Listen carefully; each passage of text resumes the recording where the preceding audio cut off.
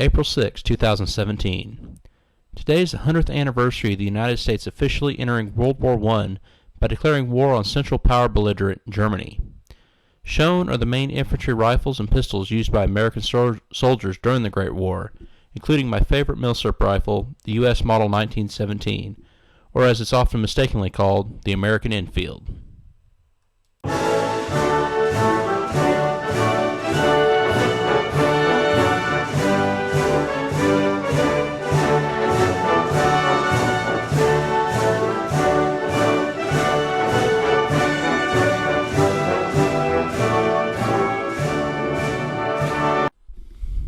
Welcome to the Milsurp Mike channel.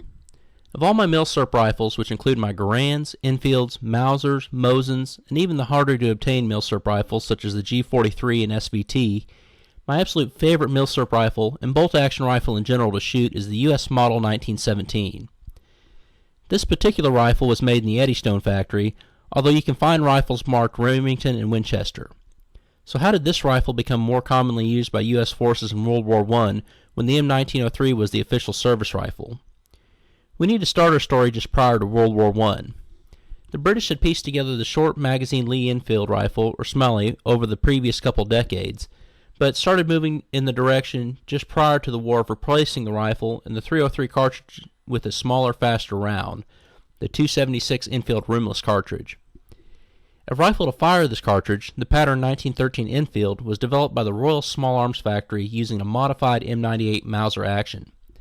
Testing commenced, but due to the outbreak of the war, the British stuck with the Smalley and the .303 cartridge, as it would have been impossible to switch both rifle and ammo in the middle of the war. From the P13, the pattern 1914 was developed, which is more or less a P13 modified to fire the .303 with the same stripper clips as the Smalley.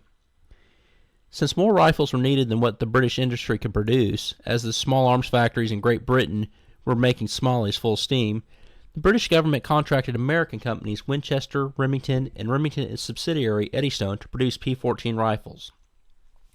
To make a long story short, it took until 1916 to obtain machinery and skilled workers to make the rifles that were acceptable to British inspectors. Even then, there were interchangeability issues between Winchester and Remington. The P14 did find its place as the preferred sniper rifle for the British, and it was more accurate than the Smalley. This leads us to April 6, 1917. The United States enters the war. The Springfield Model 1903 firing the .30-06 is the official service rifle. By the beginning of the war, around 843,000 rifles had been produced between Springfield Armory and Rock Island Armory, but they were found to have questionable metallurgy. This is why it's ill-advised to fire a sub-800,000 serial number Springfield 1903 or a sub-300,000 serial number Rock Island 1903s. This was finally fixed by December of 1917. Since the U.S. military was about to go from a 100,000-man professional army to over 2.8 million drafted into military service by the end of the war, rifles were sorely needed. Since Winchester, Remington, and Eddystone were already producing military rifles, it was found that it would be easier to adapt the P14 to shoot the .30-06 than retool the whole factories to produce 1903s. This rifle officially became the United States Rifle Caliber 30 Model of 1917 and called the American Enfield.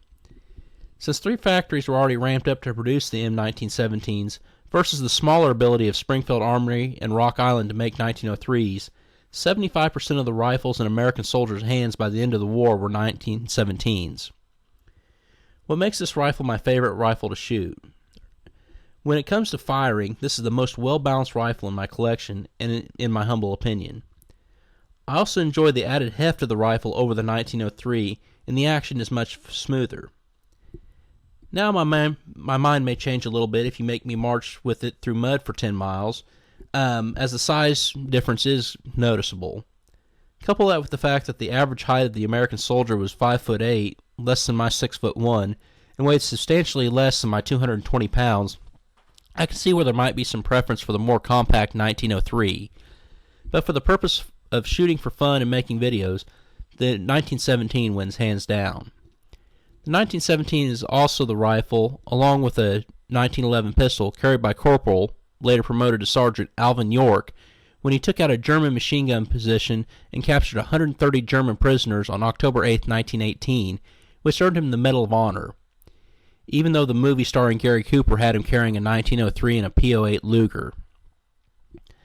After the war, the 1917s were put back into storage, and the 1903 was the official rifle again, which is kind of sad because, as I said, I think the 1917 is actually a better rifle. They were later sold to the public or used as lend-lease to the British in World War II.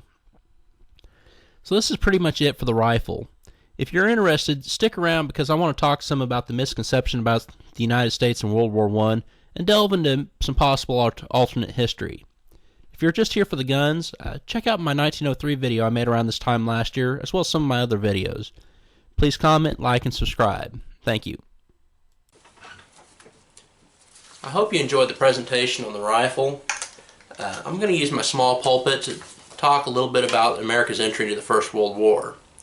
Since over 95% of my views come from the United States, some of what I'm about to say may be a little controversial, while the few views I do get from Europe will probably be nodding their heads in agreement.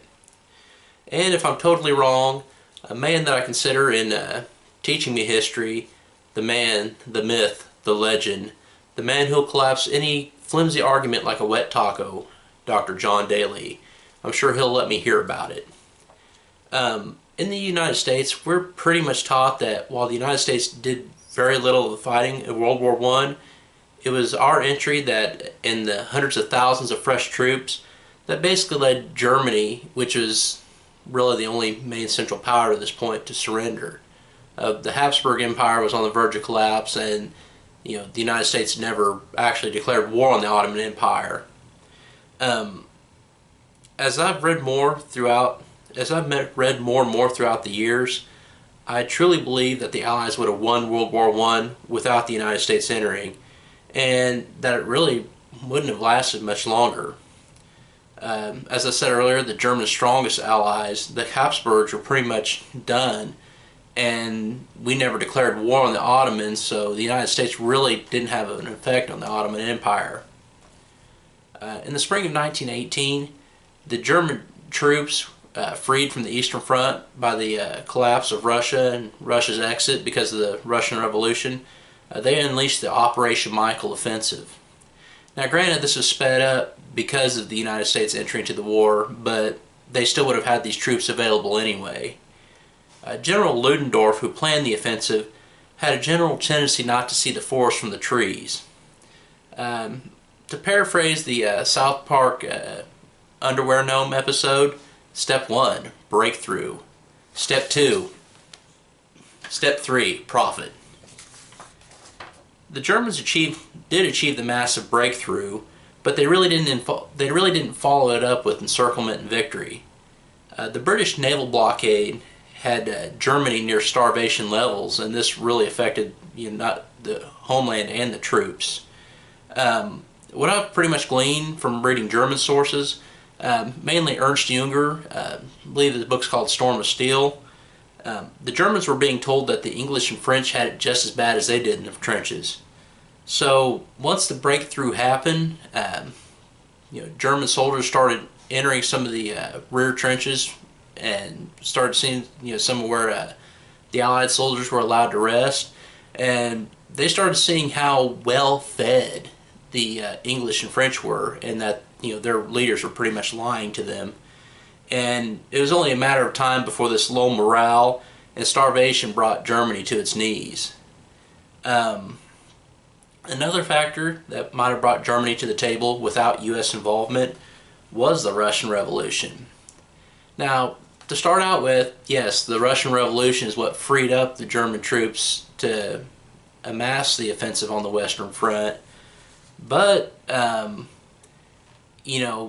course, hindsight is 20/20. But with the Red Army winning the Russian Civil War and the Russian Revolution, they might have looked to spread the revolution to the rest of Europe, and Germany would have been fighting on two fronts again. And not only, they wouldn't have nationalistic pride, as they're starting to kind of be a socialist uprising in Germany itself due to the British blockade. So With the communist threat outside and inside the borders, they might have sued for peace and received a more favorable terms than they did from the Allies that were backed by the muscle of the United States. I suspect that they might have only lost Alsace-Lorraine and not have been neutered and embarrassed like they were during the Treaty of Versailles. A constitutional monarchy with the Kaiser as a figurehead might not have been a bad thing after the war, especially in hindsight, what happened in the 1930s and 40s. Now, I by no means belittle the Americans who fought and died in the Great War. I believe I had a great-grandfather who was in World War I. As a matter of fact, I live in the city where the National World War I Museum is located. I just kind of say what I do to encourage those who are still with me to consider how the belligerent nations who lost millions of lives and basically a generation of men, how they kind of view things. I mean, if you see other documentaries about the 20s in Europe, just see how hard it was for a woman in Great Britain to find a husband in the 1920s, because one, they way outnumbered the men because of losses during World War I, and two, a lot of the men who came back were shells of their former selves. So, if you stuck it out with me this far, thank you for watching. I hope to give you something to think about, because, again, I like to talk history too, not just guns. So, thank you for watching. Have a great day.